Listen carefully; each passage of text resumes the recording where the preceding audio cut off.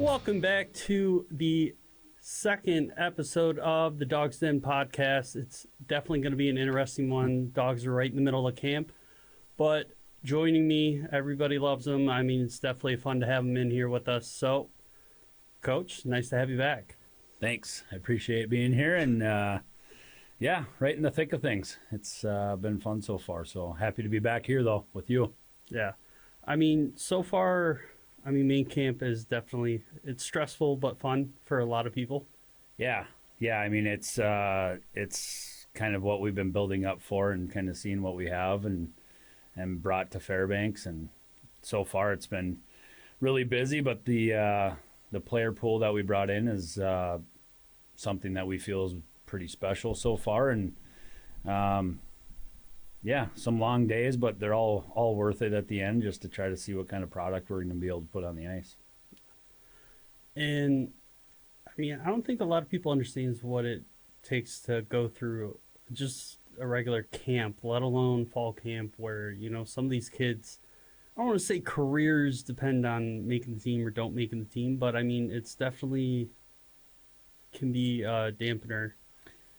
Yeah, I mean, we actually talked about it this morning, just as a staff. You know, me and Dakota talked about it a little bit this morning as far as, you know, what some of these players are going through mentally and physically. There's some of them that haven't really been through a typical training camp, if you want to call it that way, as far as, you know, skating twice a day with workouts. You know, we eat lunch together as a group at the rink, and like I said, it's long days for them as well, and some of them are really nervous and probably a little bit scared being up in Fairbanks for the first time and away from home, and wondering in their heads like if they made either the right decision or they know they made the right decision, but they're a little nervous about making the team.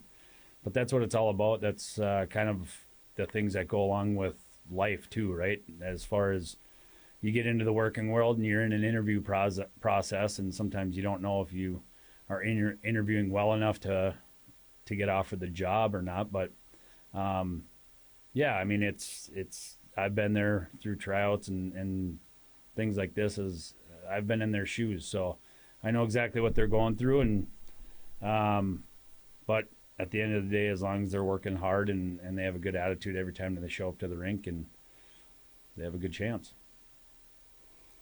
Yeah, and I don't know if you want to talk about it, but I know there are some foreign players. You kind of told me how that works, which I had no idea about, was the tender fees for some of the foreign players that, you know, maybe some people don't really understand what goes into some of the import guys, like Arseni, who was here last year, and then the two other guys that are potentially looking to make the team. Yep.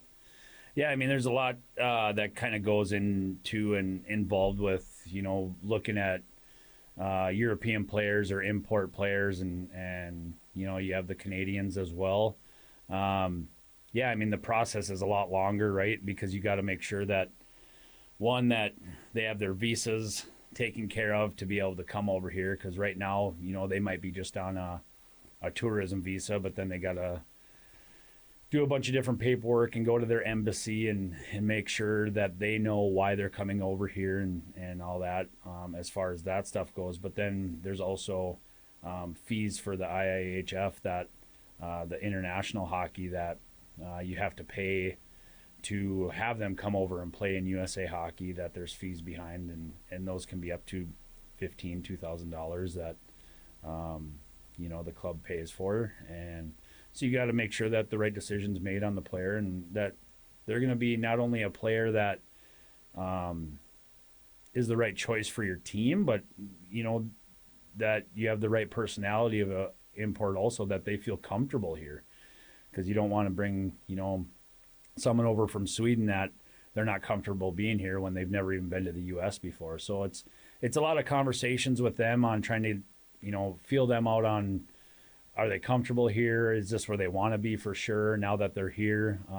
You know, there's one particular player in camp that he's never been overseas before, and he's never played on an NHL-sized rink. So he's always played on an Olympic-sized rink. So there's so many new things that are being thrown at some of these Euro players that they might not look necessarily in as far as training camp goes, but you have to kind of take into all those variables to make sure that you're not missing something either. That he is uncomfortable because he hasn't played on this type of ice before and over here, and maybe he doesn't speak very good English. So you got to kind of talk as a staff and make sure that all those variables are put into place. And yeah, so it's a lot. There's a lot more to it, but at the end of the day, it's really cool on giving them an opportunity to play college hockey, and that's why a lot of them come over, is because that's their choice, is they want to play pro hockey at some point someday, maybe back overseas, but they want to get an education also. And so for us to be able to have that in our pocket to try to help them achieve that goal of theirs is pretty cool. Yeah, and I mean, I've talked with some of the guys, some of the returners, some of the new guys. I've kind of been trying to feel them out, or just kind of watch the way they're skating and playing. Because I mean, it's a completely different world once you make the jump. The speed jumps up tremendously, and so some players have a hard adjustment with that because everything jumps up: the physicality, the speed, the skill. And it's definitely a sink or swim moment when you realize either A, you're on the boat, or B, you're barely hanging on to the boat for dear life.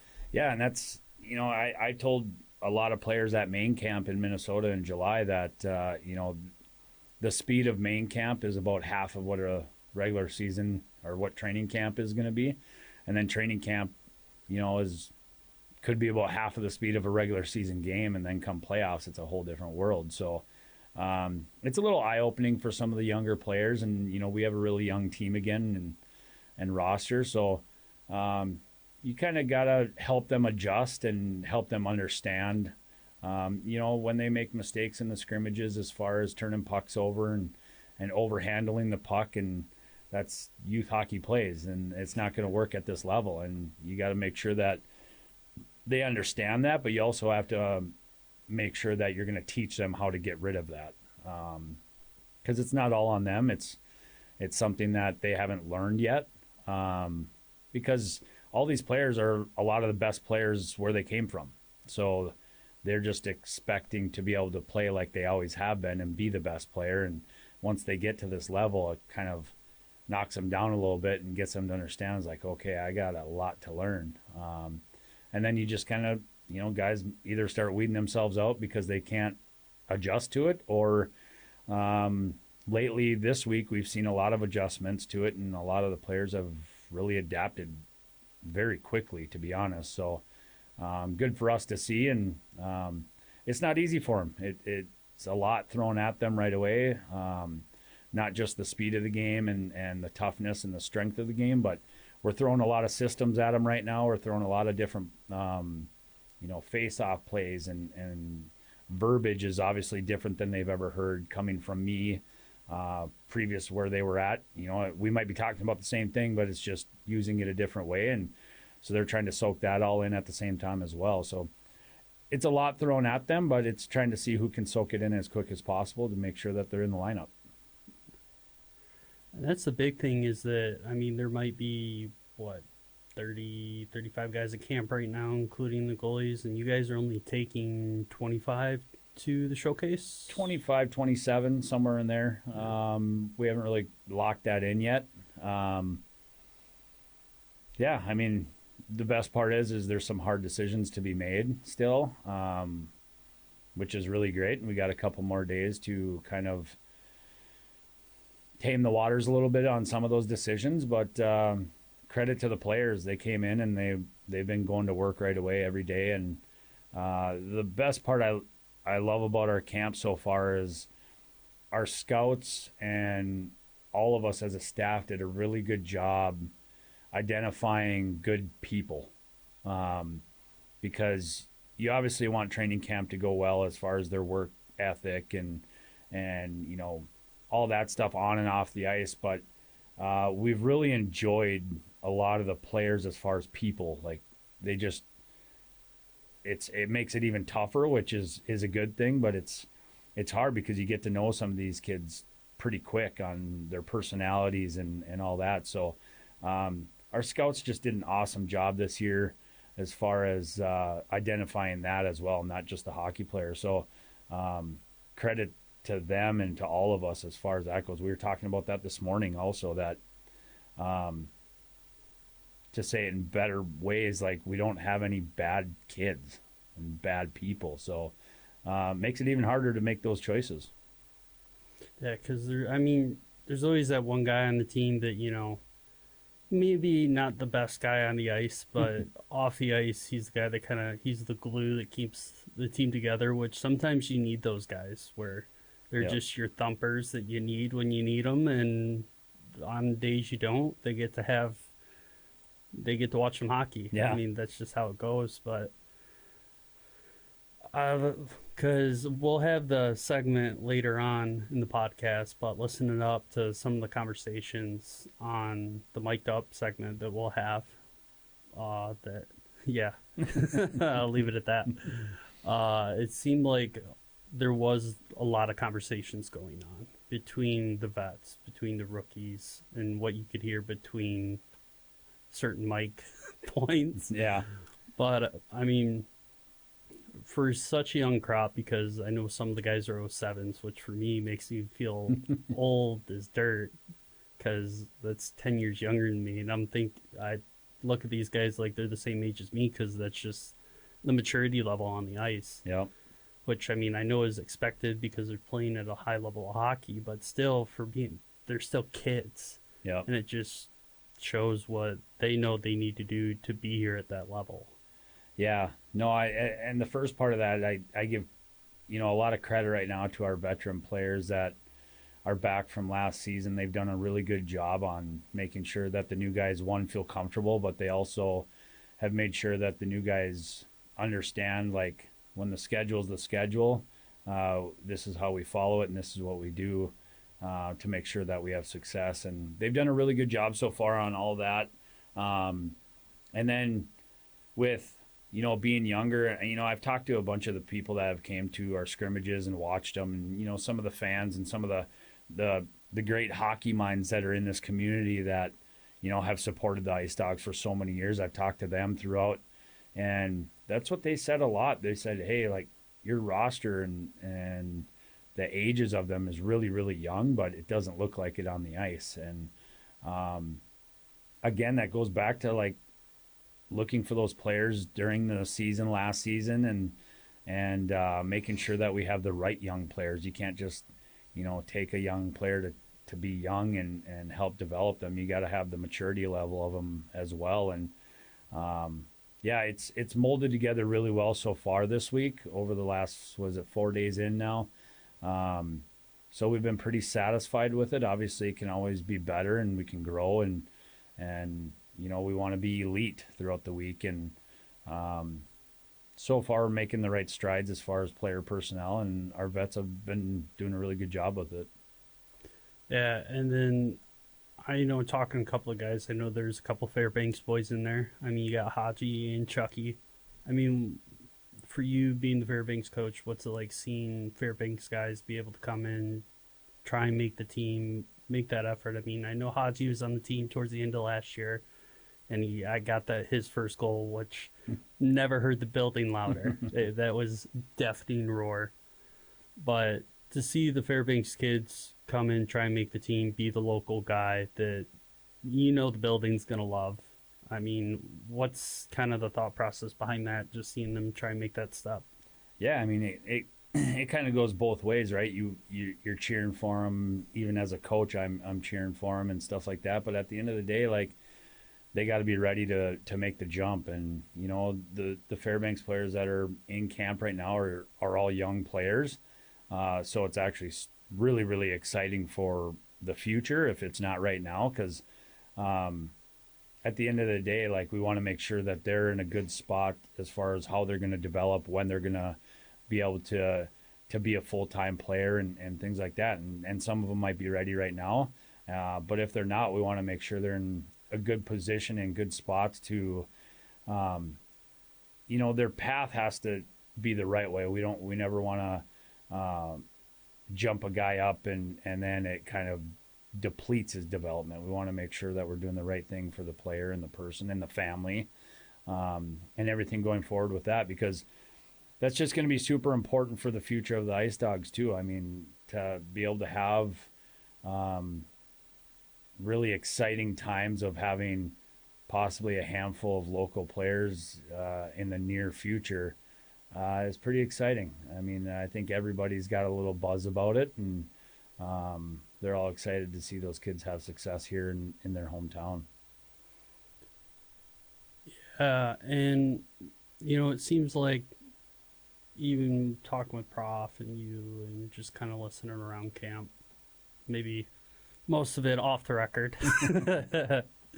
But it seems like even when you guys have to let a kid go, or maybe it's just not soon enough, that you still want to find a way for them to either play at a high level of hockey, or find a different team maybe that can help them grow as a player. Even if in the long run maybe it doesn't benefit the organization, but it benefits them as a player so they could reach their end goal. Yeah, I mean, that's what we're all in this game for, is to to help players get to that next level, no matter how it is or where it is and when it is. And everyone's got their different path, and everyone has a different timeline on when they can get there. And the players that are all in our training camp right now, we peg them as being an Ice Dog, and whether that's right now, I don't know completely yet. And that's what we're working through, and that's why we have these camps, right? And that's why we have main camp and training camp, is to kind of filter through on some of the players on, is now the right time, or is it better for him to either go back and play, U16 or U18 and develop another year and then come back next year and be a full-time player? Or is he, mature enough right now to develop this season and get himself in the lineup and work his way up? And those are the things that are the hardest thing of this job, is trying to identify that. And you don't want to make a wrong decision, but it's not a wrong decision for us. It's making the right decision for the player himself and the family too, because that's important. We never want to stunt anyone's development, and I think that's a big part of the mindset that we have here in Fairbanks, is all these players can play for us, but we just got to make sure it's the right time so they have success to get to their ending goal. And for us, like I've said before, we want to make sure that they get a Division I scholarship and they get an education out of it. And that's most important. And after college, if they can make a career in pro hockey for a while, that's awesome. We were a little small piece of that puzzle, and then hopefully later on down the road, we're getting a phone call and still being a part of their life.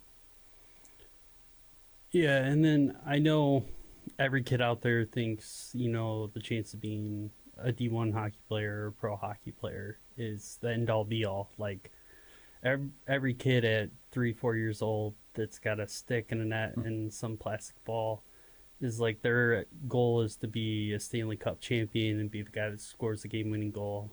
Everybody out there has said it once in their head. But, I think a lot of parents at home should start to maybe have that focus on that goal of, I just want my kid to get to college, get a free education. Or, if they're into trades or whatever their thing is, cool. Yep. But to help them use hockey to get them in a better place in life, instead of just trying to make that jump to pros. Yeah, I mean, everybody wants to play pro hockey, right? I still want to. Yeah. But I'm living my dream of playing pro hockey through these guys and trying to help them get there. And yeah, it's a stepping stone in life, not just hockey. I mean, these kids, I've said before, that come up here, it's the life experience that they get that they're never going to forget, coming up to Fairbanks, Alaska, and playing hockey for a couple of years, 2 to 3 years maybe.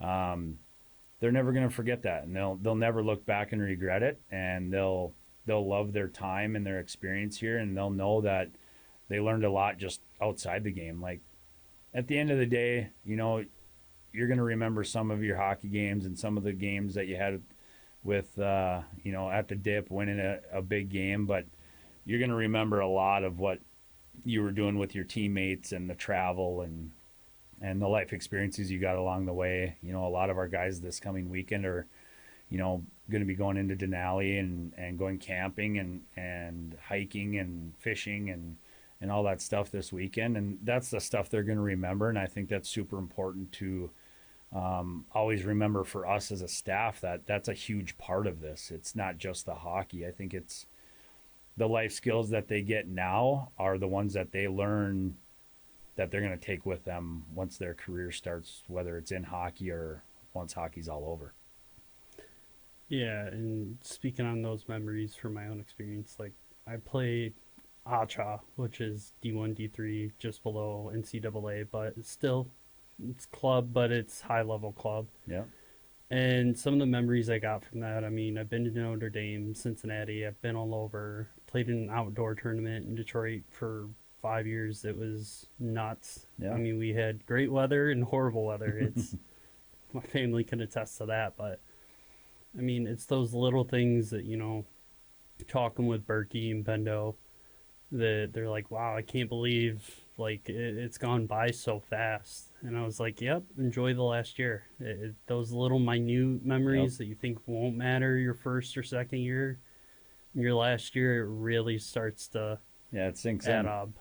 Yeah, it sinks in. And you know, I coached out by Yellowstone National Park for the Yellowstone Quake in the NA3 for a handful of years, and I still have players, and that was in 2014 or whatever it was. I still have a lot of my players that will call me or text me and just talk about the hikes that we did of hiking Hart Mountain and, you know, hiking in Yellowstone National Park and all that stuff. And then we'll get to the hockey talk and some of the road trips when our bus broke down and I had to get underneath the bus to fix the bus. And just a lot of those things and those memories are super important because that's the stuff that you look back on and you truly enjoy.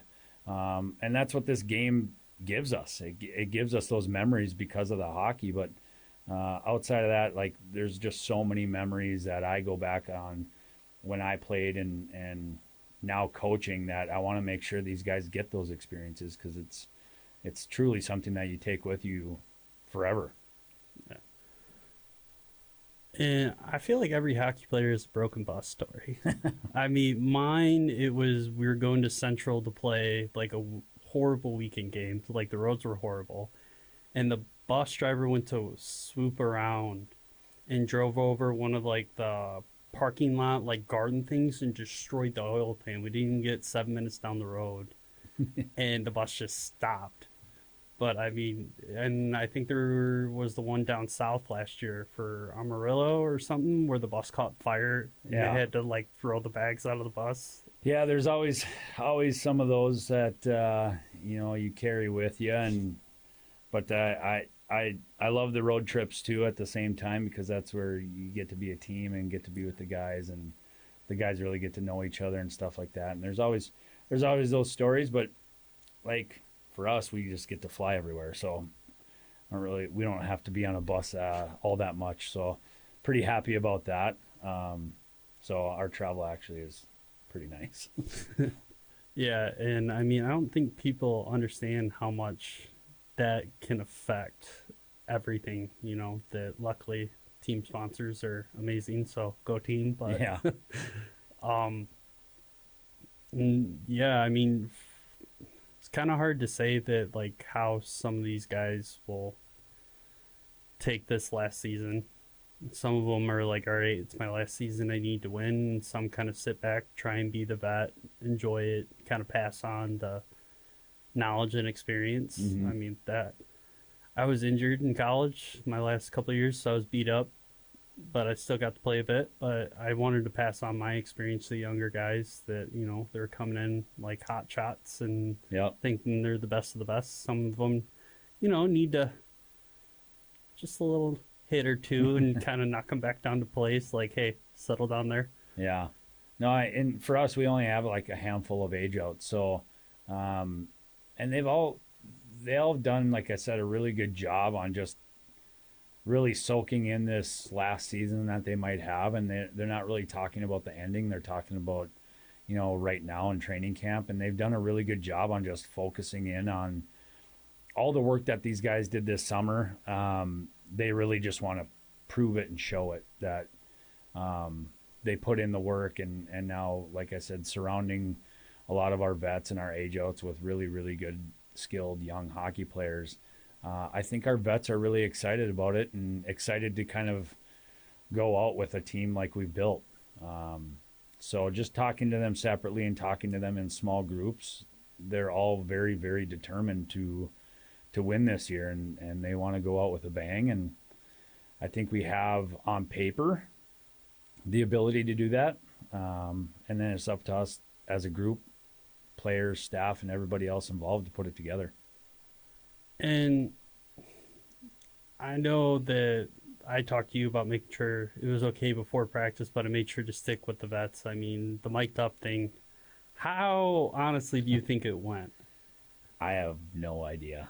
Honestly, I don't know. I know who you put it on, so I think that was a pretty good safe choice for the first go around. But I think it's fun. I think it's cool to hear, obviously they know they're mic'd up, so maybe they're trying a little hard. I haven't heard any of it, so I have no idea what was said or anything. And it was a show. Yeah, I'm sure it was pretty funny, but at the end of the day, it's kind of cool to hear the on ice stuff during practices and all that on what guys are saying, and in the background you can kind of hear some stuff, and I just think it's cool. You got to have fun with it, and that's a big part of it too. Is as long as we're working hard and we all have the same goal in mind, like, let's have fun doing it. And I think that's kind of why we're doing this, and getting more and more out there about our players and information, and kind of seeing behind the scenes stuff that a lot of people don't understand or don't even know what junior hockey is in general. And I think the more information that we can get out about it, the more positiveness that comes to our game in general in hockey. And we're always in it to continue to build hockey in general. And I think the more we can get behind the scenes and kind of, whether it's miking players up and getting behind the scenes in the locker room and things like that, that I think just is a selling point for a lot of people that want to get involved at some point. Yeah, and I mean, the one thing that surprised me when I was doing it was Pendo's chest protector actually had a pocket for the mic. He goes, yeah, just put it in there. And I went, what? I brought out tape, and I was ready to tape it up. And yeah, he goes, no, just put it in the pocket. Yeah, I don't know. He said he had those shoulder pads from a buddy or something. I don't know. I think he wanted to be mic'd up, so he purposely put that on himself. But hey, I don't know. I'll take his word for it for now. But yeah, with that, let's jump into the mic'd up segment of the podcast. I didn't know it was on, bro. Where were you before? Can't, I'm trying not to swear. I didn't know it was on. Getting up pants. Whip. I don't know. We need some pucks. Oh, he's going to No puck practice. Dude, I should have not taken a nap in the truck. I should have napped.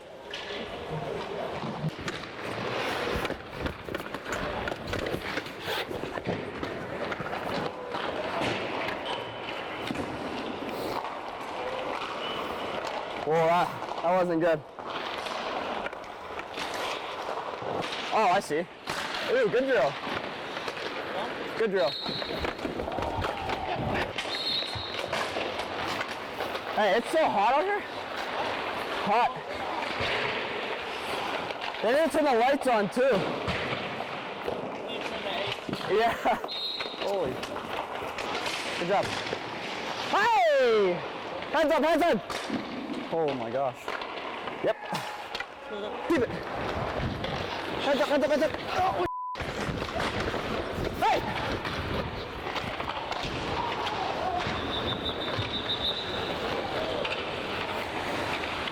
Oh my gosh, flying. Yeah. Like, when I have him pinned, don't go in. Like, don't go right on me. So like, if I have him here,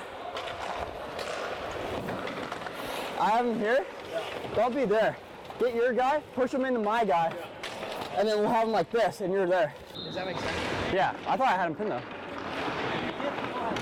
did have a pin, but you were more like here instead of here. Oh, like straight on? Out a little bit instead of because the pile of movement you never really readjusted. Does that make sense? Yeah. Yeah, I was just saying, I thought I had him contained. You have it. You did.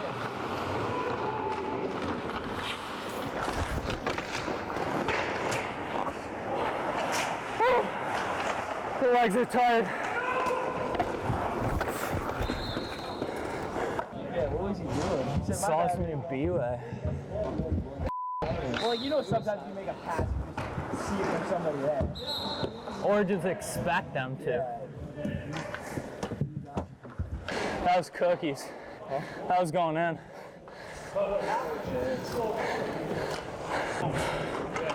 Coach, let's say he was late to it though, Yep. and Maddie came in, the puck was a little bit loose. He could Where's the best part to go with it? Best where to go with it?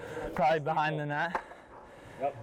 So don't hang on to it. If you see that puck's loose right here, just take the hit and get up ice. Yeah, Always just gotta know that to trust that your three guy is there. yeah, He should be talking also, right? yeah, He yeah. should be checking his shoulders to make sure their F3 is trailing. But it's just a little bump. It's just like we work on the D with all those bumps on the breakouts. It's the same thing. But three guy, you gotta be yelling too, right? Net, net, net, net, net. Okay? That makes sense? Yes, coach. Yeah, actually, coach, me and Rico talked about it, but when Lenny got that puck, Pendo dropped it here. Yeah. Lucas said, next time, that's my guy. I went because I just felt like I was the closest, but it did leave my defenseman over As there. long as communicating to switch, I'm fine with it. Okay. Because I'm not worried about that guy as much. How's Fairbanks been so far? You like your billets and all that? Yeah, both were sick actually. Where are you guys living? I don't know where. It's like I'm coming back on the 3, right? Yeah. No. Me and you are going. Or no, you're going on the 3 next group. No, it's all you. You got it. Make me proud, bud. Make me proud. You gotta score. Ice is awful, but yeah. Watch, he's gonna get done talking, blow the whistle immediately, and we're going. Yep. Good practice today. Way to work hard. Good job, boys. No, pass it out. Howsy's got it. I love it. Dogs on 3. 1, 2, 3. House. How's it?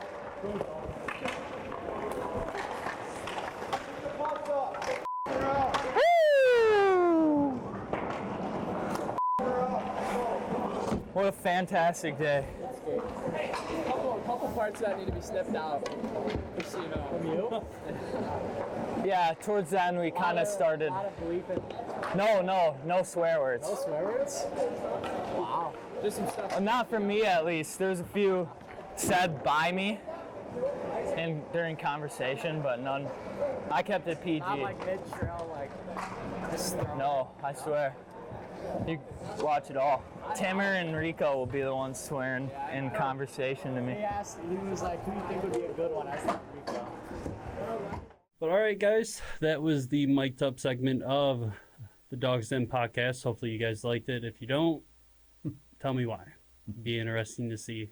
I mean, luckily we haven't gotten any negative comments so far about the podcast, which I'm grateful for, because some of the comments are definitely, they hurt a little bit.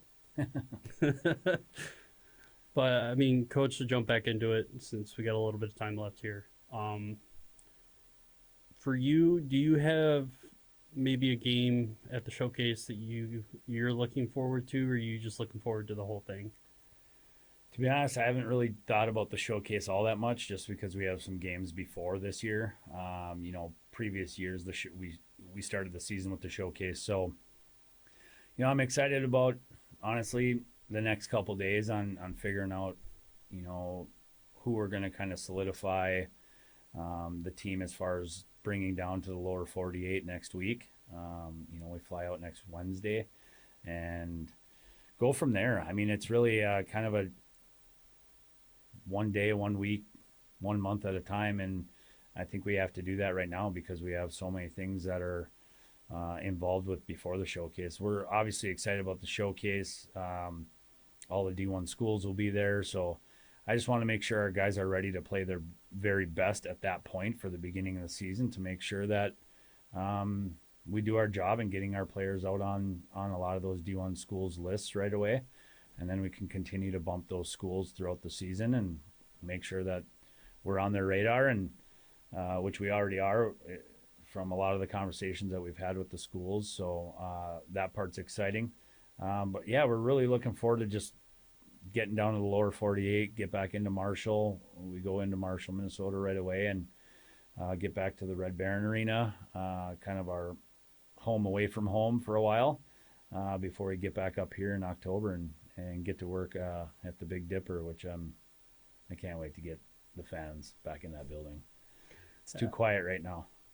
Yeah, it's definitely weird watching you guys skate, and that building is ghostly empty. Yeah. It's just... Yeah, but we're just excited for the season. We play Watertown for a couple scrimmages in Watertown, the new team there in Watertown, South Dakota. So we're excited to just see what we have. We're putting it together piece by piece, day by day right now. And once we get down there, it's going to be exciting to kind of see what we have in a game style situation, not against each other. And, start putting the pieces together. And then we got a couple regular season games before that. We got 2 series before that, before the showcase. So I think the guys are already getting hungry to get to some games. Obviously, some of the vets and the guys that have been through it already, and some of the new guys that kind of want to get to it because they want to make sure that they can just jump right in. No, it's exciting. We got a lot of busyness coming up here over the next week when we leave in a week. Yeah, I mean, we're going to have to figure out how to do this. If you guys are leaving on Wednesday, we're going to have to figure it out. Yeah. When we could set it up maybe a little earlier or maybe on Thursday, so that way we can keep the weekly schedule going. Yep. And we land midday or something like that on Wednesday, so I think we'd still be able to do it. I'll just jump on right when we land somehow, some way. We'll figure it out. Yeah. I don't know if they'll let you get it on the plane. I remember I had my laptop out working on something once and like, sir, that's not video, right? And I was like, not video chat. Yeah, they can be sticklers on that, but no, we'll get it figured out and try to get one of the players to hop on with us maybe next week and just keep rolling with it. Yeah, I definitely think it'd be fun. Thinking maybe Riccardi. The boys say he's a bit of a comedian. Pretty funny. Yeah. We'll see who ends up jumping on that plane to head south. That'll definitely be interesting. But for all you guys at home, if you do like the podcast, want us to keep doing it, which I'm just sorry to tell you, we are going to keep doing it. I enjoy it. I know Coach enjoys it. But yeah, if you think we need to add something, just shoot me an email. I'd appreciate it. But with that is the end of the second Dog Sim podcast. So see you guys next week.